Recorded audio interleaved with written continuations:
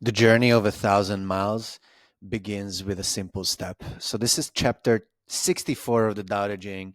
Today I have created dedicated YouTube slides or dedicated slides for this video. Very professional. We're not messing about today, and we're just going to get into the top 10 subject lines. Whoops. The top 10 subject lines that boost email open rates in e-commerce using Klaviyo. And I would really highly recommend that you stay until the last one, which is we're going to be going in um, order from like number 10 until 1. Number 1 is going to be crazy. Like no whatever other videos you have watched about the best subject lines, it number 1 is going to be different than what you've seen anywhere else. All right? So these are actual subject lines that I've used recently for my clients in the last few months, just collected the top 10 best ones in a bunch of different niches. There are a couple of them that are niche specific. There are a couple of them that country specific. There are a couple of them that brand specific, like only a certain type of brand can pull this off, such as number 1. And now that I'm done building up this open loop about all of the ones, and since the YouTube watchers and not the podcast listeners have already seen number 10, let's get to number 10. So we've got, I didn't want to tell you this. So, okay, before you switch off, like anyone who is really, you know, on the side of like, yeah, every subject line should be like high status and positioning me as a luxury seller, which is totally fine. This is one of those that I talked to you about, that this has to be a specific type of brand. Like, would I use this one for, I worked with, okay, so why should you listen to me? In the last 7 years, I worked with over 200 e-commerce companies, helped them generate over $30 million in revenue from email marketing, including 2 Fortune 500 companies. Would I use, I didn't want to tell you this, in a Fortune 500 company's email? Most likely not, okay? But if you're a small to medium-sized company and you have a kind of like a personal, you can add a personal touch to it. Very quick, like rule of thumb as well. Every email should be, in my opinion, quite conversational. It shouldn't be coming from us, in my opinion, or at least what I've seen. It should be coming from me. It should be coming from me to you and you. It's interesting, in the English language, there's no differentiation between you, the one person, like I'm talking to you, versus you when I'm talking to like a crowd. Like the two things are the same. Whereas, for example, in languages like Hungarian, the two are actually different words. And with that being the case, it should always be from one person to another one person. So you should never say stuff like, hey guys, today, even though I think I said this in this YouTube video, whereas it's actually better for me to communicate directly to you, just you. Um, but yeah, that's kind of like more like a macro approach. I didn't want to tell you this. There's so many things going on in there. For example, it makes it personal. Like I actually wrote this email. It's one person that wrote this email, and didn't want to tell you this. Like it ends with an open loop. There's this thing in psychology, or like a cliffhanger. It's a very common technique that soap operas use, or Netflix series. You know, like how nothing when you watch Netflix series these days, any day actually, anytime you're watching a successful series, most of the time actually nothing happened. Maybe like you move forward in the thing, that maybe it's like a detective show, like maybe it moved forward 1%, like you found out who didn't do it, and then at the end there's like a big drama moment, like oh my god, what is going to happen next, right? Like someone is falling, you don't know if are they going to die, like what's going to happen. So that's the open loop. At the end of that, it performed really well. It's most of these are curiosity based. Okay, curiosity is key. And in case you were wondering, I don't only start these YouTube videos with the Eastern philosophy quotes for fun and for a hook and for like interesting attention grabbing start to a video. That is a part of the reason why. But also, it's actually very applicable to subject lines, because the journey of 1,000 miles begins with a simple step. So the journey of 1,000 miles can kind of mean the journey from you to convert someone who's just a subscriber into like a VIP returning customer, right? Like sometimes it can feel like 1,000 miles that you have to cover. And it actually just begins with a simple step. So a lot of people are trying to already sell the the product, like buy this now, in the subject lines. Whereas all you need to do in the subject line is to get people to open. All you need to do in the first sentence of the email is to get them to read the second sentence. And actually, the overall goal of one email, the body of the email, is to get them to click where you want them to click. There should be somewhere where you want them to click. Like if you ever send an email where there's not a clear, okay, I want them in this email, I want them to click on this thing. If you ever sent any email that didn't have that one thing and you were just kind of like wishy-washy and just like kind of telling them stuff, it was probably not a good email, unless you did it on purpose and you do this like storytelling thing where you didn't have a call to action on purpose. If you did it on purpose, make sure that you send me a comment, because that's really smart. And I think I've only seen like kind of like the higher level guys do that, and girls. So the journey of 1,000 miles begins with a simple step. All right, let's go to, and that's why number 10 works. Number 9. So fire emoji, limited stock alert. Your favorite supplement is back. So obviously this is was for a supplement brand. Actually, I replaced the thing with the word supplement just because they're really like touchy about like me not sharing what niche they're in. But this kind of taps into the scarcity, limited stock. There's a fire emoji that technically makes you stand out. I've tested it many times to have emojis in subject lines or not, and it's kind of like a 50-50. In general, I actually usually like to not use this, and this was actually done by my team.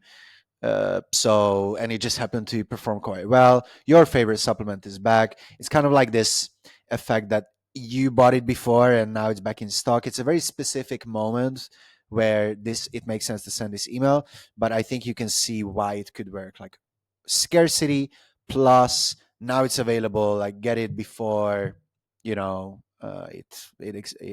sells out, etc. And the fire emoji. Everyone loves a fire emoji. All right. Number 8 is a customer uh, testimonial type of one, like a social proof. And after taking this, which is great because it's an open loop, like this is just the review that we received, and we're like, oh my god, thank you for writing this review in this way, because now we can use it in a subject line. After taking this every day for 30 days, there's a clear like timeline. It's kind of like a sales copy. Every good sales copy has like a thing. My libido. So this is a brand that is in this kind of space. It's a supplement, and let's just say supporting testosterone levels, things of that nature, is back. And it's kind of like make this great again, like that type of vibe where I had it once before, this thing. And this customer test, so it does so many good things. So first of all, it adds the social proof element because it's in quotation marks, and this is like clearly said, apparently according to the sender, if they are genuine, by someone who has done this thing, who has taken this supplement, and they seem to have the same issue as I do. And they had that issue, and now 30 days later they don't have that issue anymore. It's solved. It's a solution. So there's so many good things happening in this one. If you've read Robert Cialdini's book, The Influence, and there are, I think, 9 aspects where you can move someone forward in the buying process. There's stuff like the rule of reciprocity, where if you give them something, they feel like they owe you one, so they want to give you back. And social proof is another big one, and authority, and all of these different things. And what I actually like to do is tackle every email should tackle one of these 9 areas in that book. So is this a social proof email? This one is. Is this an authority? Like maybe you were featured on New York Magazine because they featured your popcorn, which happened to one of my clients. And yeah, it's great if you have every email, you have like one goal they should click here and it should do one thing. Like, should this add value? Should this add social proof? I want you to think about your emails in this way. Number 7, RE your order. So this is great. Works really well in, for example, abandoned cart emails, also in post-purchase flows, where, like this RE regarding, or I think it's about regarding, I think that's what it means.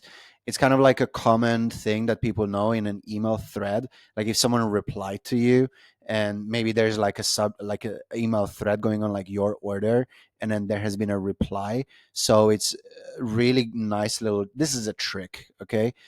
Where people will assume that, oh, I had a conversation with them, like what about my order, and it's just like this making them confused a little bit.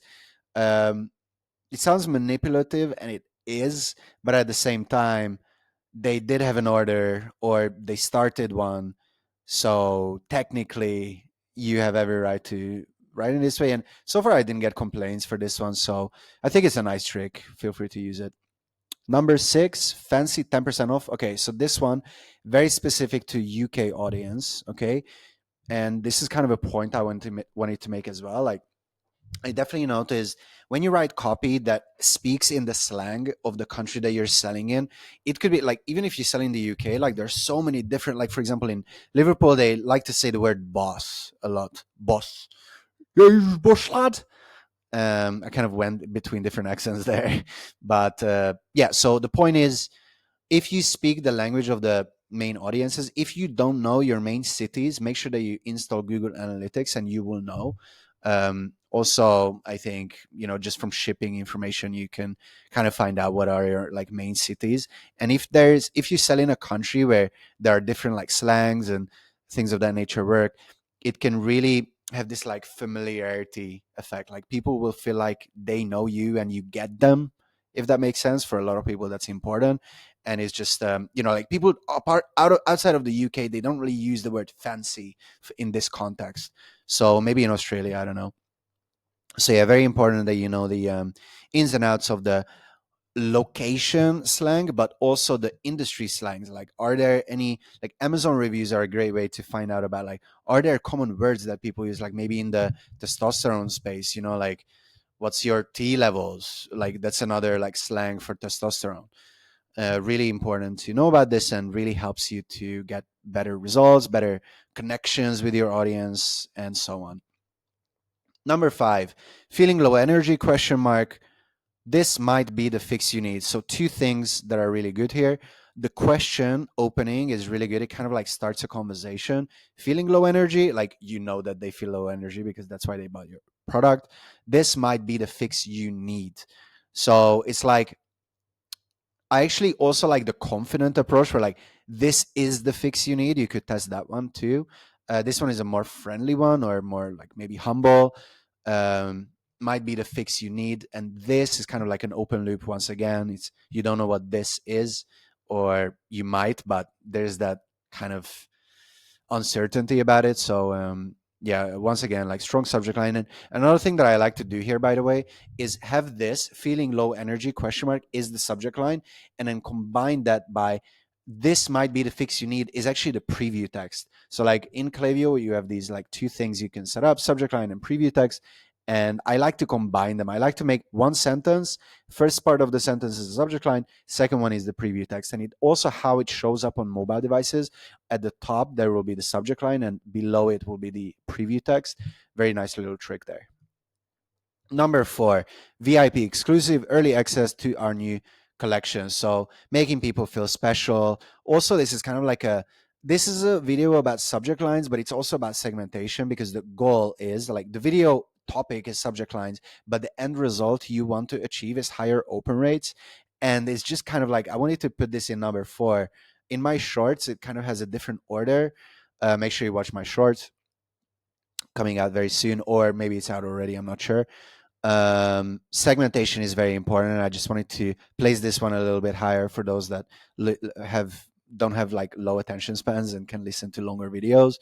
very important that you actually send a lot of emails to your VIP segment. Okay, like this is your top 20% of your subscribers. They should actually get most of your emails. Like this is a mistake so many e-commerce stores make. Like, oh, like these people bought from me once and now they disappear. Like I want to get them back again. It's kind of like this possessive thing that a lot of us have. So yeah, why not just focus on the ones that like you already, and then you will like everyone will be happy. Okay, so just do that.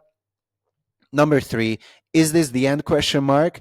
We're closing in very, very fast on number 1.